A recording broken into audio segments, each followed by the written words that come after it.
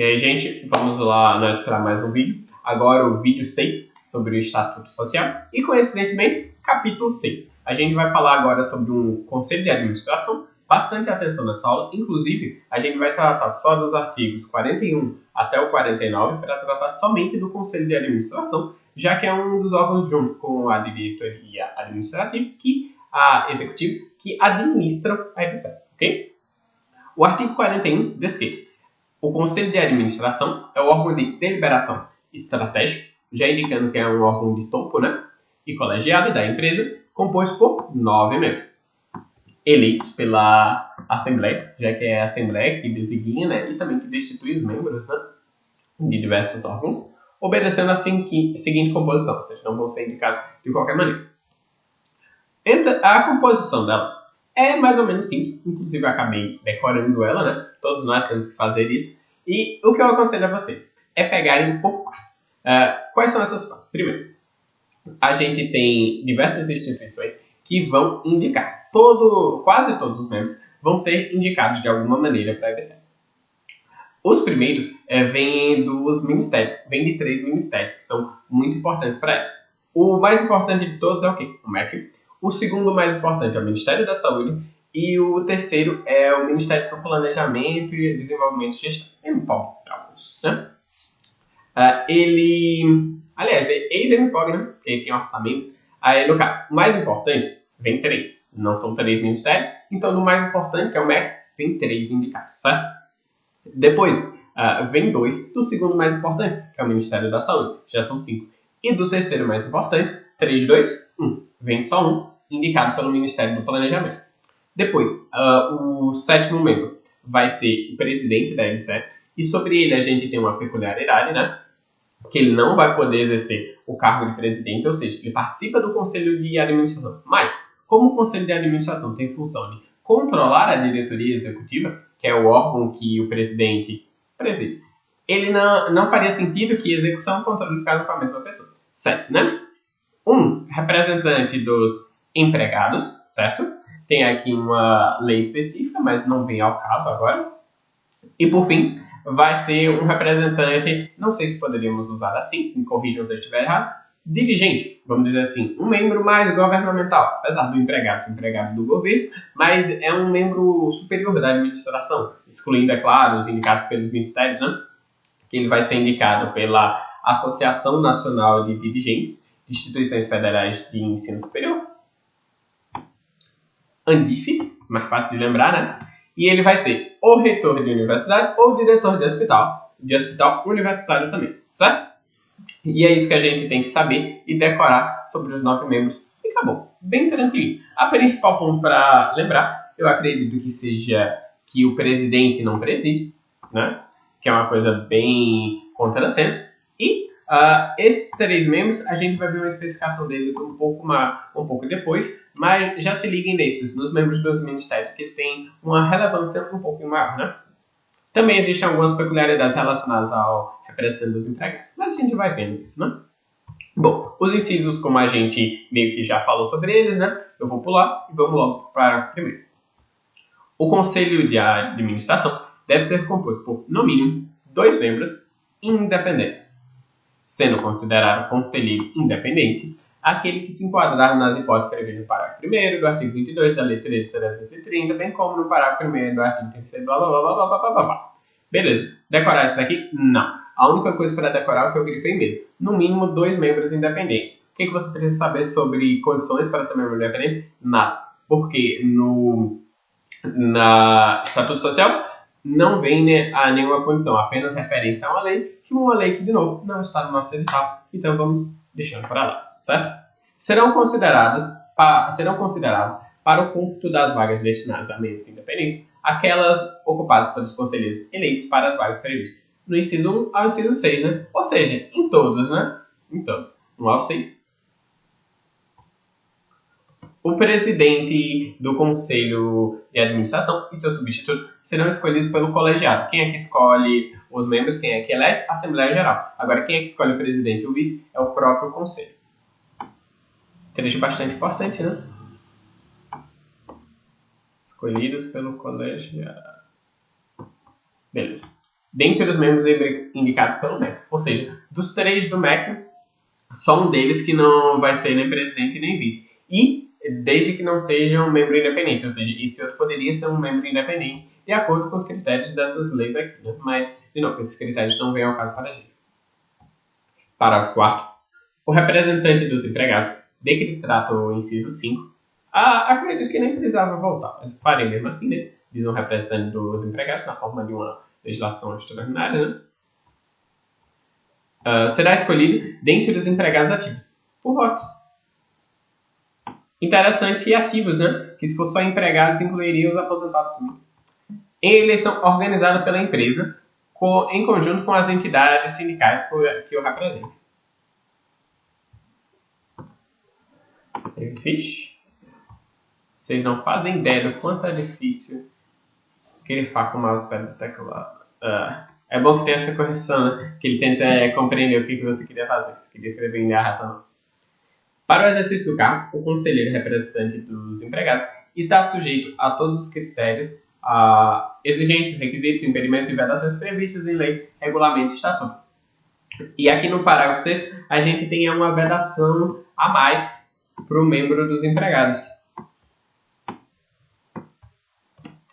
O representante dos empregados não participará de discussões e deliberações sobre assuntos que envolvam relações sindicais, remuneração, benefícios e vantagens, inclusive assistenciais ou previdenciais, hipótese em que ficará configurado, melhor dizendo, conflito de interesse. Esse conflito de interesse é presumido. Não tem como a pessoa provar que não existe conflito, né? Sendo deliberado em reunião separada e exclusiva para tal fim.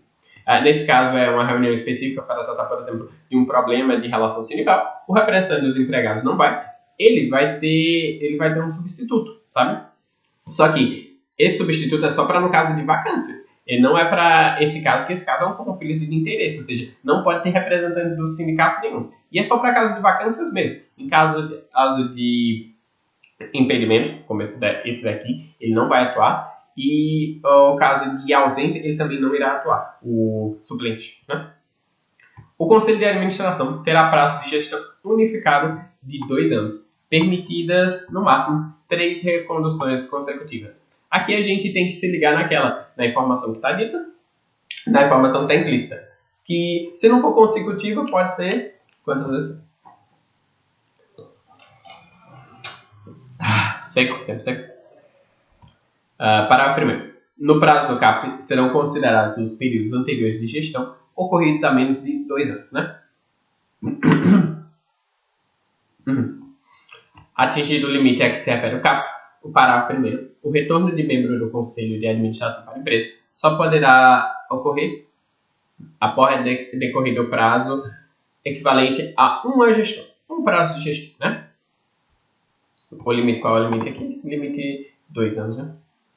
O prazo de gestão dos membros do Conselho de Administração se prorrogará até a efetiva investidura dos novos membros, né? E a investidura, a gente já viu que ela se dá com assinatura em termo e livro de posse no prazo máximo de 30 dias, ou seja, até 30 dias, além de 2 anos, ele pode ser prorrogado até que os membros tomem posse, né? Lembrando que isso daí não existe, essa assinatura de livro, no caso do Conselho de Gestão, nem no caso do Comitê de Auditoria. No caso de vacância da função de conselheiro da administração, o presidente do colegiado deverá dar conhecimento ao órgão representado. No caso, se for o MEC, ele vai dar conhecimento ao MEC. Se for aos empregados, ele vai dar reconhecimento aos empregados, né? E o conselho designará um novo representante, por indicação daquele órgão. Ou seja, segue o mesmo prazo.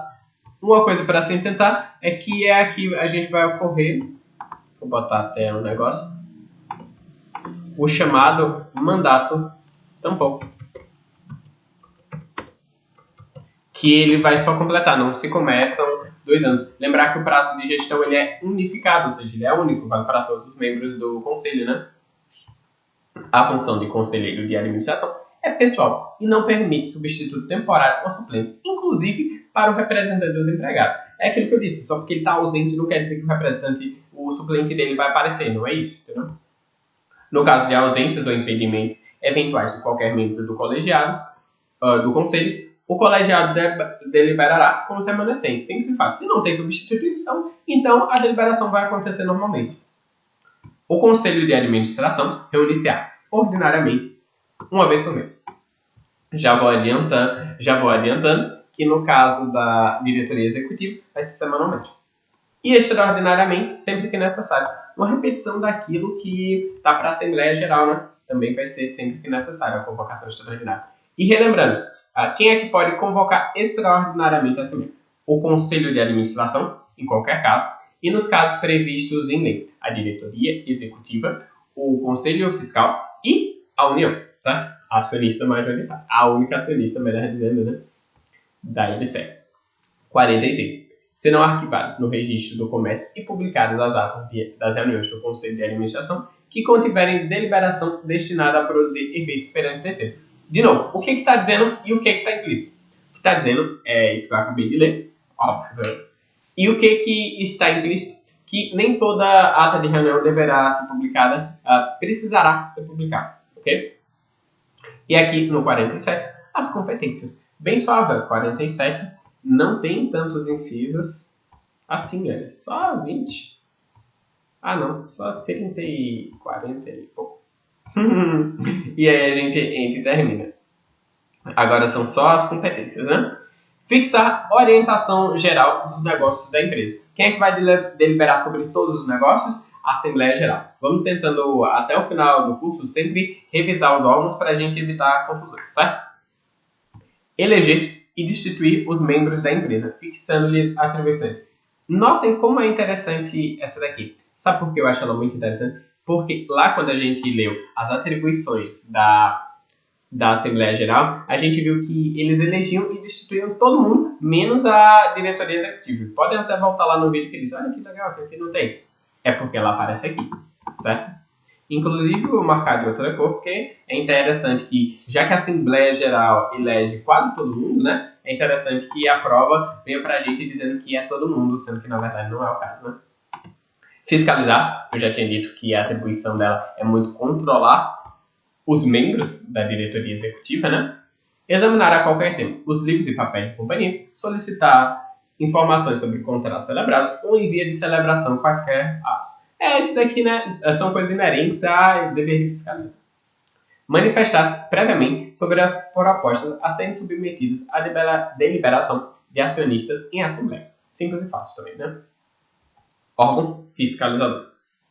Aprovar a inclusão de matérias no instrumento convocatório da Assembleia, não se admitindo a rúbrica assuntos gerais. Ou seja, não pode se dizer que na convocação, né, que tem que ser com 5 dias de antecedência para a Assembleia, eles vão dizer, não, a gente vai tratar disso, disso, disso, e assuntos gerais sobre a... Não é possível isso. Tem que ser especificamente a convocação. Ele que convoca, né, a Assembleia Geral, como a gente já tinha dito antes, manifestar sobre o relatório de administração e contas da diretoria, batendo muito na tecla aqui o estatuto, né, que a diretoria executiva ela é fiscalizada, ela é controlada pela Conselho de Administração. Manifestar-se previamente sobre atos e contratos relativos à sua alçada decisória. Quem é que celebra os atos e contratos? Diretoria executiva. Quem é que fiscaliza eles? É o Conselho de Administração. 9. Autorizar a alienação de bens do ativo não circulante, a constituição de ônus reais e a prestação de garantias a obrigações de terceiro. Note que ônus reais sobre bens imóveis é a Assembleia Geral. Agora, sobre qualquer ônus reais, sobre bens móveis, por exemplo, o Conselho de Administração vai se manifestar também. Autorizar e homologar a contratação de auditores independentes. No caso, é uma equipe de auditoria de fora da EBSER, não é composta por servidores dela, né? Bem como a rescisão dos respectivos contratos. Ok. Simples e autoexplicativo, né?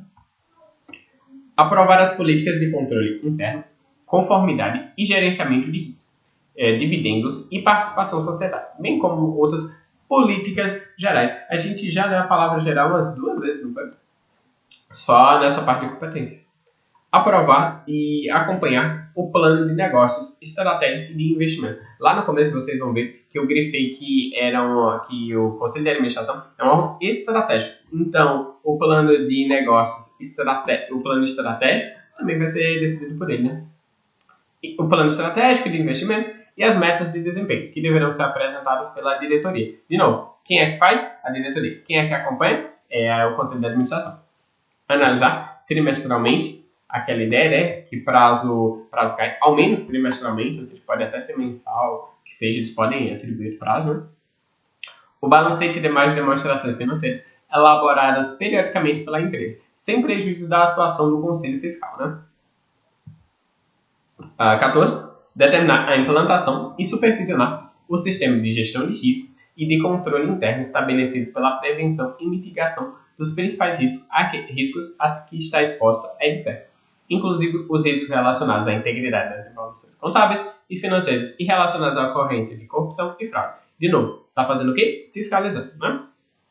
Inclusive, dá para resumir bastante, né? Eu vou colocar aqui até anotado para o futuro, que a atribuição dela é fiscalizar e acompanhar a diretoria executiva. Vamos continuando, né? Aqui. 15. Definir assuntos e valores para a sua alçada decisória e de onde? Da diretoria executiva. Tiver a diretoria executiva, provavelmente monitorar, acompanhar, ou vai ser do Conselho Fiscal ou vai ser do Conselho de Administração. Acho que acredito que essa é a confusão mais fácil da banca tentar fazer com a gente, né? Identificar a existência de ativos não de uso próprio da empresa e avaliar a necessidade de manter. Ok. 17. Deliberar sobre os casos omissos do Estatuto da Empresa em conformidade com o disposto na Lei 6404. Isso aqui é interessante. Uma atribuição que poderia ser tanto do Conselho de Administração como da diretoria executiva, e aqui a lei fez questão de deixar para o Conselho de Administração. Então, vamos ver aqui também. Ok, vamos seguir. Aprovar. Isso aqui eu lembro dele simplesmente por Punk e Henry. Quem faz é a auditoria, claro, né? E quem vai aprovar vai ser o Conselho de Administração, que, de novo, a função dele é fiscalizar. Aprovar plano anual de atividades de auditoria interna, PANT, e o relatório anual de atividade da auditoria interna, RANT, sem a presença do presidente da empresa. Por que sem a presença do presidente? Porque o plano de auditoria é feito para auditar as atividades da empresa, principalmente as atividades da diretoria executiva. Aqui a gente não tem expressamente diretoria executiva, mas se a gente pensar um pouco, a gente sabe porque isso está dentro das competências do Conselho de Administração. Né? Criar comitês de suporte ao Conselho de Administração, ou seja, esse próprio, né? Para aprofundamento dos assuntos de estudos de assuntos estratégicos, de forma a garantir que a decisão a ser tomada pelo colegiado seja tecnicamente bem fundamentada. No caso, é criar órgãos de assessoria para tomada de decisão, né? 20.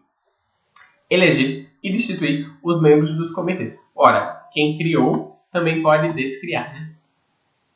21. Atribuir formalmente a responsabilidade pelas áreas de controle interno, conformidade e gerenciamento de risco a membros da diretoria executiva. O 22.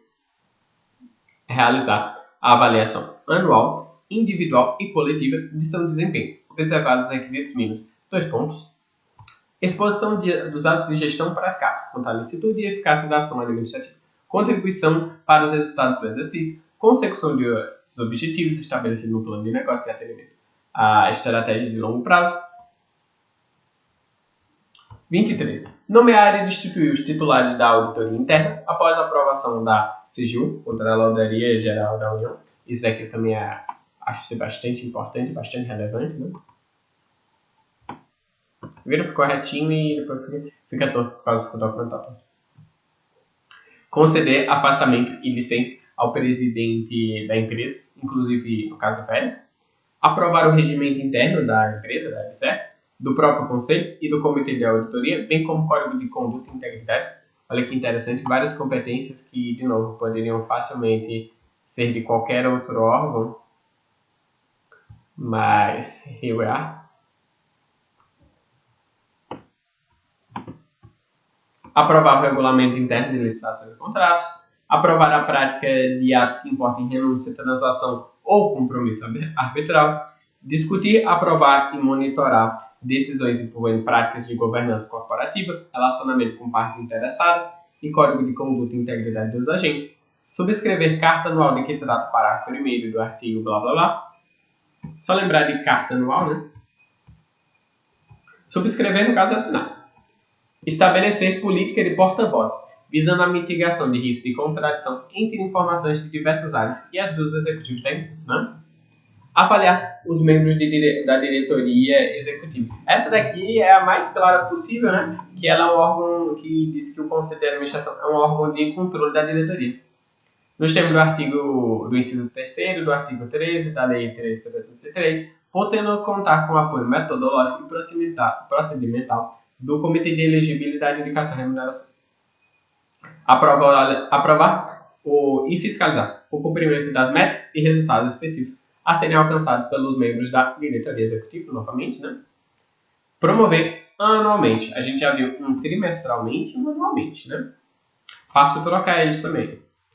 Análise de atendimento das metas e resultados na execução do plano de negócio e na estratégia de longo prazo. Acredito que mata ser trimestral, que tipo, o conceito de longo prazo até pode ser meio duvidoso, mas saber que trimestral não é bem longo prazo, né? Um prazo bem curto. Um ano já é um prazo relativamente curto, mas como aqui na serviço público a gente age de acordo com créditos orçamentários, é normal que o longo prazo termine acabando sendo um ano ou os 4 anos, quando está no plano plurianual, alguma coisa, né? Sob pena de seus integrantes responder por omissão, devendo publicar suas conclusões e informações ao Congresso Nacional e ao Tribunal de Contas. Manifestar sobre a remuneração. Novamente, a atribuição de fiscalização da diretoria.